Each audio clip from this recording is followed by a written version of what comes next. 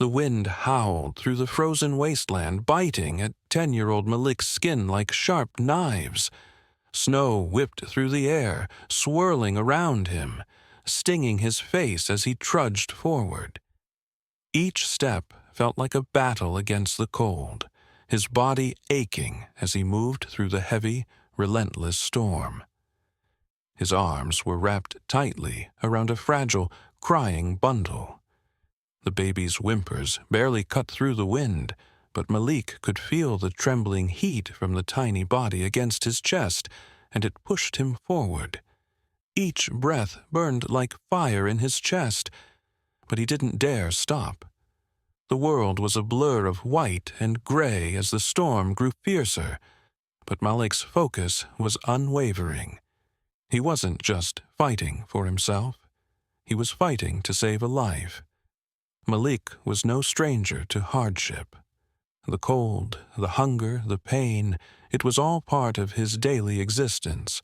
Orphaned at a young age, he had learned to navigate the streets, to blend into the shadows where no one would notice the small black boy surviving in the cold, forgotten by a world that had no place for him.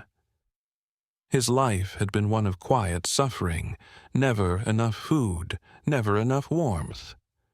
He had long since stopped asking why he was alone in the world, why he was invisible to everyone around him. It was the way life worked, and he had learned to survive. But tonight was different. Tonight, he had found something that needed him, someone who needed him. A few hours earlier, the storm had been mild.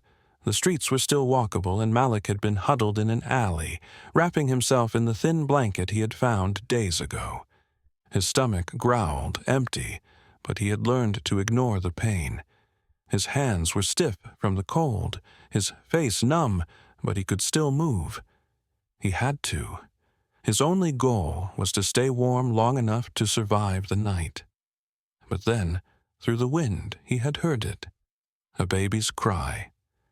The sound had been faint, barely audible above the howling wind, but it was there. A cry that seemed lost, swallowed by the storm, but unmistakable. Malik's heart skipped in his chest. For a moment, he had hesitated. Was he imagining it? Babies didn't cry out here, not in this cold, not on these streets. But curiosity drove him, and he forced himself to follow the sound. It led him down the street, past rows of darkened buildings, to a sleek, luxury car parked at the side of the road. The doors were flung open, the engine off, and no one was around. There was no driver, no parent, no explanation. Just the car, sitting in the storm, abandoned like it was nothing. The baby's cries came again, weak and desperate from the back seat. Malik's pulse quickened. He peered inside, his eyes struggling to adjust to the dim light. There, wrapped in a silk blanket, was the newborn. Its tiny body trembled, and its eyes fluttered weakly. A part of Malik recoiled at the sight. He couldn't understand why anyone would leave a baby like this, in the middle of a snowstorm, without a second thought. Abandoned. Alone. The thought of it twisted something deep inside him. He didn't know who would leave a helpless infant out in the cold, but he knew one thing for sure.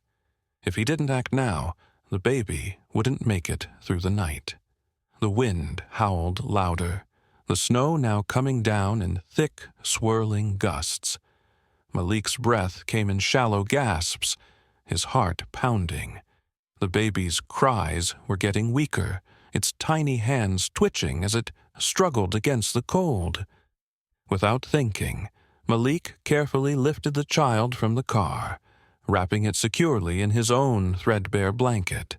His own body trembled from the bitter cold, but he had no time to waste. He needed to move, needed to find shelter, find warmth. The baby's life depended on him. Why had someone abandoned the baby? Malik didn't know, but he didn't have the luxury of asking questions. There was no one else who could help. The storm raged on, and all he could do was keep moving. One step at a time, praying that he would make it in time, that the baby's tiny body would survive the cold long enough for Malik to get them both to safety. The streets, the snow, the storm. It was all a blur. But the fight wasn't over yet. Not while there was still breath in his lungs, not while the baby's cries echoed in his ears. The cold was merciless. Each gust of wind sharper than the last, cutting through Malik's thin clothes and numbing his already aching body. He pressed the tiny, fragile bundle tightly against his chest, wrapping the baby in his ragged coat. He could feel the heat of the infant's tiny body against his own, but it wasn't enough. The baby's cries were growing weaker, fading into the wind, but Malik couldn't stop now. He had to find shelter. Fast. His feet stumbled through the snow, each step harder than the last. The snow had piled up higher, the ground beneath him uneven and treacherous. His legs burned from exhaustion, his breath coming in ragged gasps as the cold seeped deeper into his bones. His hands had gone completely numb, and his face felt like it was frozen to the bone. But he didn't stop. He couldn't stop. Not when the baby's life depended on him. And then something changed. The steady howl of the wind was interrupted by a new sound, a roar, the sound of an engine cutting through the storm. Malik's heart skipped in his chest. The headlights of a vehicle pierced the blizzard, blinding him momentarily. He squinted into the storm, trying to make sense of the shape approaching. It was a sleek, black SUV moving fast, skidding to a stop just feet away from him. The doors slammed open, and 3 men dressed in dark coats stepped out. Malik's heart raced. Were they here for the baby? Or were they the ones who had abandoned him in the snow? His eyes flicked over to the baby, still wrapped in his arms, still shivering, but now in more danger than ever. One of the men, taller than the others, locked eyes with Malik. His expression twisted into a snarl, filled with fury. Malik froze, his stomach sinking. This wasn't just anyone. The man approaching was none other than Preston Whitmore IV, one of the richest, most powerful men in the city, a billionaire. Known for his ruthless business tactics, his ability to destroy anyone who stood in his way, and his hatred for people like Malik. Preston's voice cut through the storm like a whip. "That's my son, you little thief!" The words echoed in Malik's mind, and his pulse quickened. Malik's legs went stiff, his breath caught in his throat. He had seen Preston Whitmore before. Everyone had. The face of a man who lived in a world far removed from the cold, grim reality of Malik's. The billionaire's wealth was boundless, his power unquestioned. He had no reason to look at a boy like Malik, someone who lived on the streets, as anything but trash. And now, here he was, his eyes filled with a fury that sent a chill down Malik's spine. "Give him to me, now!" Preston demanded, his voice sharp and commanding. His eyes locked on Malik, filled with disgust. The baby in Malik's arms, his son, was still wailing, its cries barely audible over the roar of the storm. But Preston didn't even look at him. His gaze was fixed solely on Malik. There was no concern for the child, no sympathy, just anger, hatred, and an unrelenting demand. Something was wrong. Malik felt the weight of it settle in his chest. The baby, still freezing, still crying, was ignored by the man who claimed ownership. Preston didn't care for the child's suffering. He didn't care that the baby had been abandoned in the snow. The only thing that mattered to him was Malik, this boy who had dared to take what was his, who had dared to defy the power and control Preston thought he could wield over everything. Malik's mind raced. He had a choice. He could hand over the baby, give him to a man who clearly didn't care, who saw him as nothing more than a possession, a prize to be reclaimed, a man who would take the child and likely do nothing to protect him, to care for him, to give him the warmth and safety he so desperately needed. Or Malik could run and protect the baby, keep him safe from a world that would never see him as anything other than an object to be discarded. Malik tightened his grip on the baby, the cold air biting at his face, his breath shallow. He could feel the weight of the choice pressing on him, and for the first time in his life, he understood what it meant to truly have something to protect. His heart raced as he met Preston's cold eyes, the billionaire's demand still hanging in the air. But Malik didn't need to think any longer. He couldn't give up. Not now. Not when the baby's life was still in his hands. Without a word, he turned and ran. Every step was a risk, every breath a battle. But the baby's life depended on his next move. He wouldn't let Preston win. He wouldn't let the cold take the one thing that mattered. The world might not care about him, but Malik would fight for the baby, no matter what it cost. Malik turned and bolted, his heart pounding as he cradled the baby close to his chest. The storm seemed to close in on him, the wind biting his face, but he didn't stop. Behind him, he could hear Whitmore's men shouting, their heavy footsteps crunching through the snow as they chased him down. They were coming for him, and they weren't going to let him go without a fight. The sound of a gunshot rang out, sharp and deafening in the thick storm. Snow exploded at Malik's feet, the blast sending a spray of ice and slush into the air.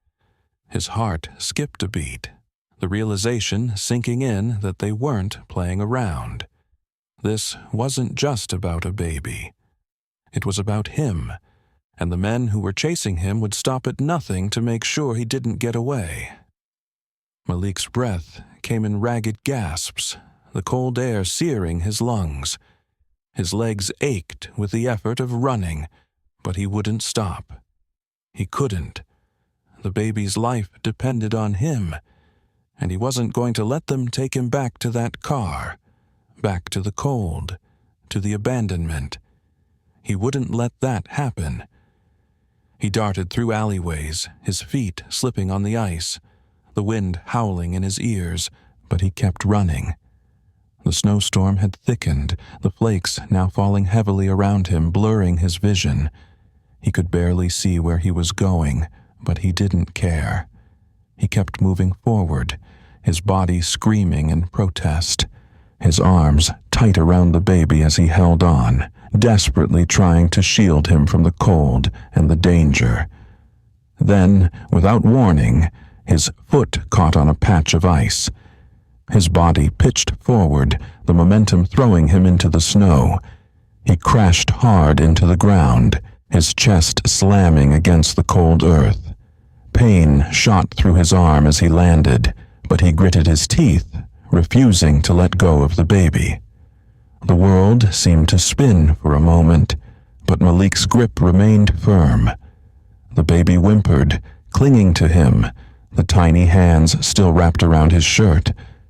Malik quickly shielded the child, his heart racing as he lay there, breathless, feeling the weight of the storm and the chase close in on him.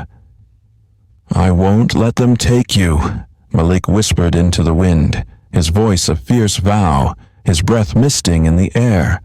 "I swear." The baby's soft cries were a constant reminder of what was at stake. Malik's chest rose and fell with the effort of holding on to the baby, his body trembling from the cold, from exhaustion, but his resolve was unshaken. There was no way he was going to let these men win. He wouldn't let them take the baby back to whatever fate awaited him in that car, to the cruelty and indifference of the world that had already turned its back on him. But as Malik tried to push himself up, The sound of footsteps grew louder. The men were getting closer. His lungs burned as he struggled to his feet, the baby still in his arms, still shaking in the cold. The storm made it harder to hear anything but the wind and the pounding of his own heart. But the fear of what was coming next pressed down on him, heavier than the snow falling all around. Malik turned toward the alleyway, his legs unsteady, but the reality of the situation hit him. There was nowhere left to run. The walls of the alley were closing in on him, the storm now more an enemy than ever. He could hear the men's voices now getting closer, their shouts cutting through the snow. They were almost there.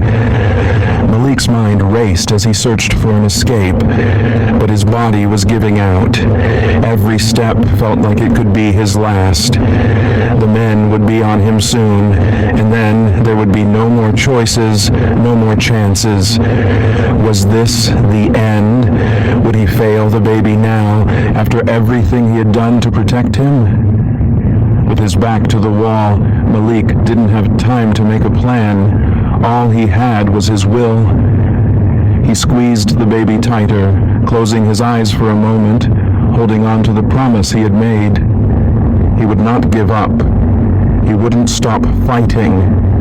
Even if it was the last thing he did, he would protect the baby. But as the sound of footsteps grew louder, so did the fear in his chest.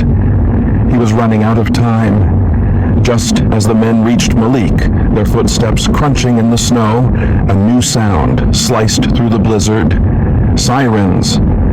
The screech of police cars reverberated off the buildings, and red and blue lights cast an eerie glow across the snow-covered streets, stark against the whiteness of the storm. Malik's heart skipped a beat, his body tense with a mixture of hope and fear. The officers swarmed out of their vehicles, weapons raised, their voices cutting through the chaos. "Hands where we can see them," one of the officers barked, his voice sharp and commanding.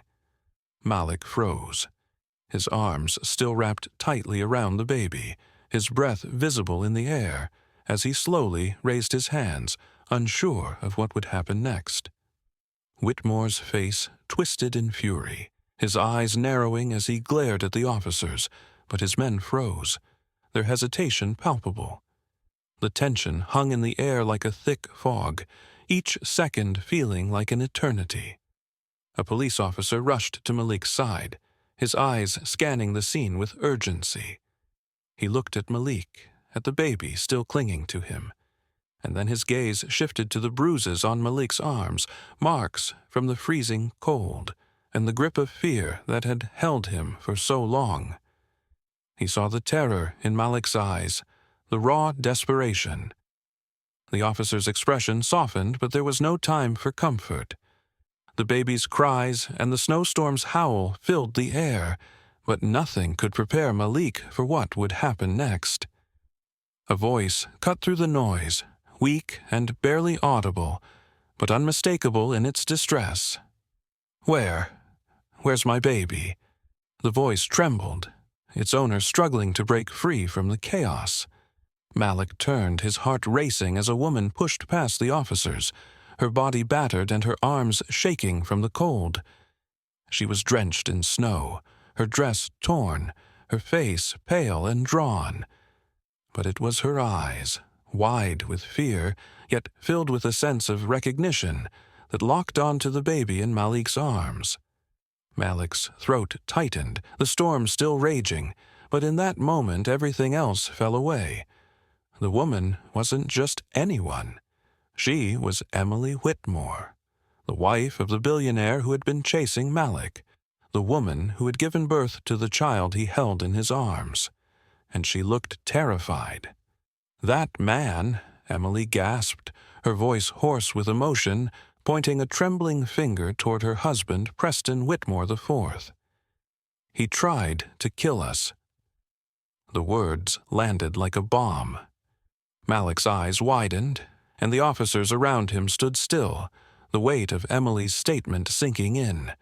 The truth, the truth about everything, unfolded in that instant. Whitmore hadn't been looking for his son to save him. He hadn't come to reclaim what he had lost. He had left his own child to die. He had abandoned his son in the snowstorm, cold and alone, and now he was standing there, furious, as if he had every right to demand his child back.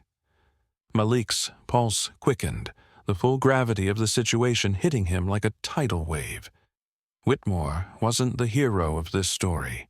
He was the villain, the man who had sent his own family into the cold, the man who had left his wife and child to face certain death, the man who had sent Malik on a desperate race to save the life he had abandoned.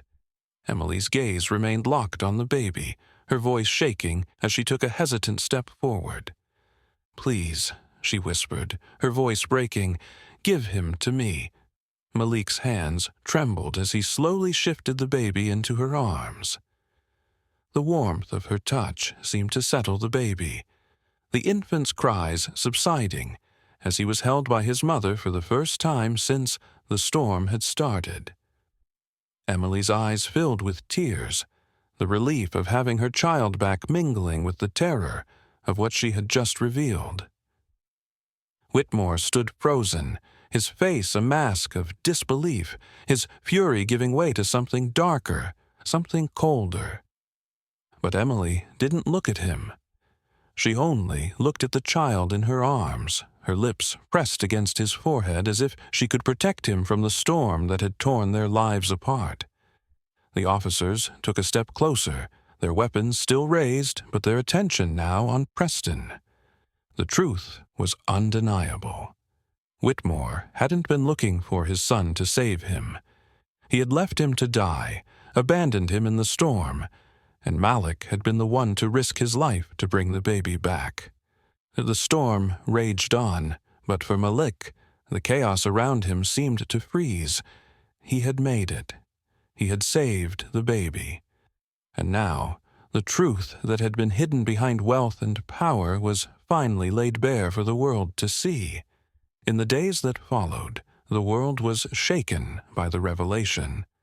Emily Whitmore's decision to file for divorce was front-page news, and it wasn't just the end of a marriage.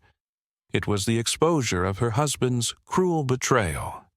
Preston Whitmore's neglect of his family, his abandonment of his son, was now public knowledge. The billionaire's carefully crafted empire seemed to crumble as the truth spread across media outlets. But amidst the whirlwind of headlines and commentary, Malik became a national hero. People hailed him as a symbol of courage, of selflessness.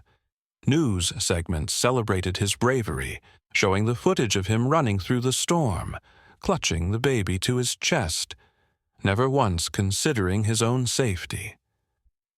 But Malik didn't care about the fame. He didn't care about the recognition or the praise. It didn't matter to him. What mattered was the baby in his arms, the life he had saved. The baby, once abandoned in a car in the middle of a snowstorm, was no longer just some rich man's son. He was now a living reminder of everything Malik had fought for: the warmth, the safety, the chance for something better. And every time Malik looked down at the baby, he saw more than just a child. He saw his brother, his family. It was then, in the midst of the chaos that surrounded them, that everything changed. Malik was sitting in a room with Emily, their conversation quiet but charged with emotion. He had spent the past few days trying to process the enormity of what had happened, the storm, the chase, the truth that had come to light. But none of it compared to the moment that was unfolding before him. Emily, who had once been a stranger to him, knelt down in front of him. Her eyes were full of gratitude, but there was something deeper in them now, something that felt like an invitation, an offer that Malik never could have imagined. "Malik," she said softly, her voice trembling slightly, "you saved my son's life. You saved my life, and now I want to save yours." Malik blinked, his heart catching in his throat as Emily held out an envelope. He didn't know what was inside, but the look on her face told him that this moment was something life-changing. His fingers trembled as he took the envelope from her, the weight of it feeling like a promise. He opened it slowly, his breath catching as he saw what was inside. Adoption papers. Emily's eyes never left his, her expression filled with a quiet certainty. "If you want, you'll never have to be alone again," she said, her words wrapping around him like a warm embrace. Malik's breath hitched. He looked down at the baby in his arms, still sleeping peacefully, his tiny face relaxed and safe. In that moment, the truth of everything Emily was offering washed over him. This wasn't just a chance to leave the streets behind. This was a chance to belong, to have a family. The weight of the decision pressed on him, but it was a decision he already knew in his heart. He looked at Emily, and for the first time in his life, he saw someone who wasn't just offering him shelter or charity.